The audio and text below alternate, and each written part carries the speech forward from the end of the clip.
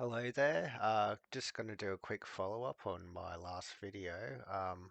I put a call out on Twitch today. If you're not on Twitch, you should get on it because it's awesome. Um, it didn't work out so great. If you took my advice, you would have got stopped out. So I put out a call here on this little bullish candle here, and my stop loss was, I think it was 234.80. I made it. Um, so unfortunately, you would have got stopped out here from this candle. So I do apologize if you took that trade and got stopped out. I want to make you guys money. I don't want to look like an idiot either. We're still at the mercy of BTC, so when it drops, BSV is going to drop too, and it's going to drop probably a lot harder. I just wanted to clarify a few things regarding the timelines as well. Um, okay, so the time frame you're looking at is going to be the trigger chart. So let's just say we're looking at the 4-hour chart here as our trigger chart.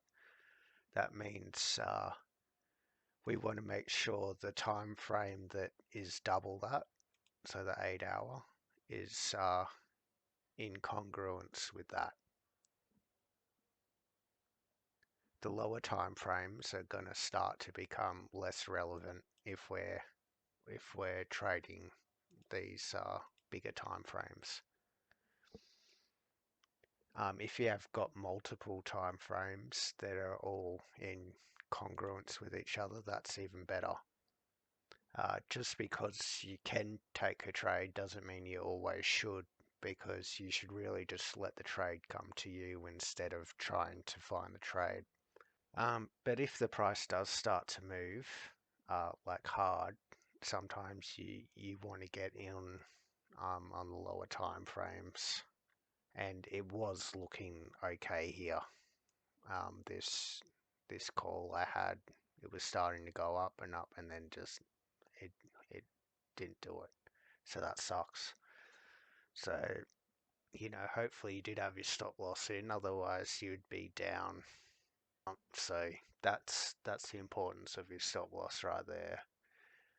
Uh, this advice that I'm trying to give is for trading, not investing. So trade, it's a lot different. Just go to some higher time frames with a daily. Yeah, if you look here, I think this was a pretty strong accumulation zone. Just because it's consolidating doesn't mean it's going to go always going to go up. This could have been shorts accumulating positions or longs accumulating positions.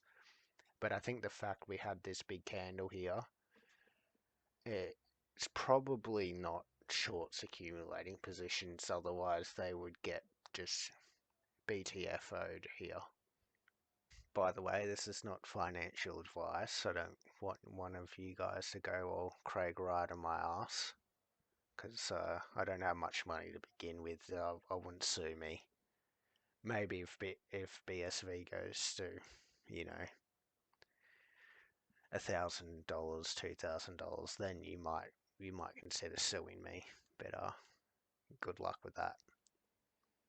Uh, if you are investing, I would try to keep some money on the side, so if it does drop down, you can just load up, because there's a good chance that if for some reason it has some flash crash, you should definitely buy it up. If you want to trade breakouts, I think buying spot is generally better. So just buying it without leverage, um, because you don't have to time the market perfectly that way.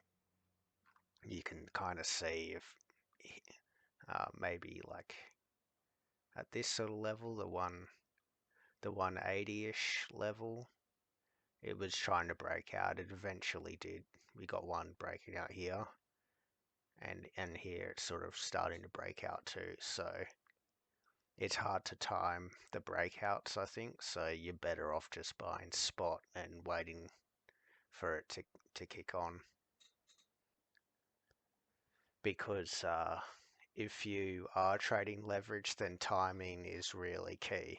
Like you want your candle to finish, and then you want to be entering that trade within seconds after the candle finishes. So let's just say here, as soon as it's finished, you want to be in buying at this level as soon as you can, because a lot of the time it can move really fast, and you don't really want to market buy, because if you're trading futures, you get I think it's a rebate or a sort of bonus if you buy limit, but if you buy market, then you won't get any of those extra added bonuses. Um, so, all right, I'll just do a quick analysis and see what we come up with. The 15-minute, it's sort of sunken down here. 30-minute not looking great. Hourly, that's, I guess you could say that's in the cradle. It's not fantastic though. 2 hour, 2 hour looks okay, but there's a bit of a, oh, I guess that's not too much of a big move. We can go price range here and see what percentage wise that is. Um, it's a little bit. It's not huge, but it's not nothing either. So let me just have another look. Get rid of that for now.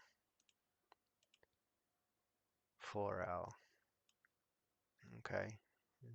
It's touched and it's bounced off there. And if we go to any higher time frames, it's going to get out of the cradle. So if you're still looking at the 8 hour, you probably want it to drop down a bit more. So you can start getting back into this region to find another entry. Yeah. So I mean, BSV could drop all the way down to here, and that wouldn't be the end of the world. It would still have your higher lows, and we had a little higher high here. Not much, but it's a higher high. It still counts. So looking for a trade, there's nothing that's really jumping out to me. What was it, the 2 hour that looked not okay? If you really want to get in, I suppose you could get in here.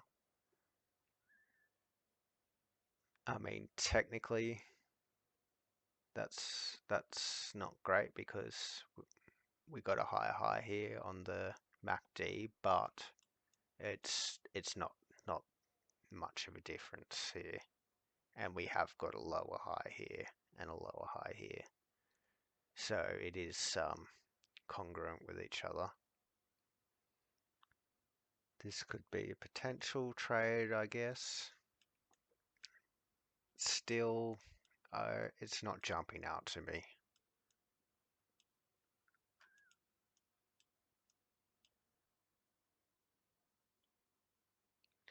I'd just wait. I mean, patience is a virtue, and it will definitely come in handy because you're going to need it when you're trading. Um, you know, I mean, you could buy here if you wanted to, and the price, let's just say it goes crazy, but it's not a practical thing to do, I don't think. I think if we can keep getting these lower lows and higher highs, that's a good thing. And we don't need to jump into the trade straight away. Just let the trade come to you. let these moving averages just continue in a nice stream, because if we go back to the 8 hour again, it could potentially drop down here, or it could drop even further down here. You never know. And the market's usually unpredictable, so you can't predict. You just use the tools you have to give yourself an edge. So I guess that's about it for now. Nothing's really jumping out to me. So yeah, I don't think there's too much going on. If you want to invest in BSV, by all means jump in. But if you're trading, I would wait until the chart's looking a bit nicer. But we are getting higher here, which is great. So if we can continue trending well, then eventually you'll find a trade that will come to you. All right, that's it for now. Bye.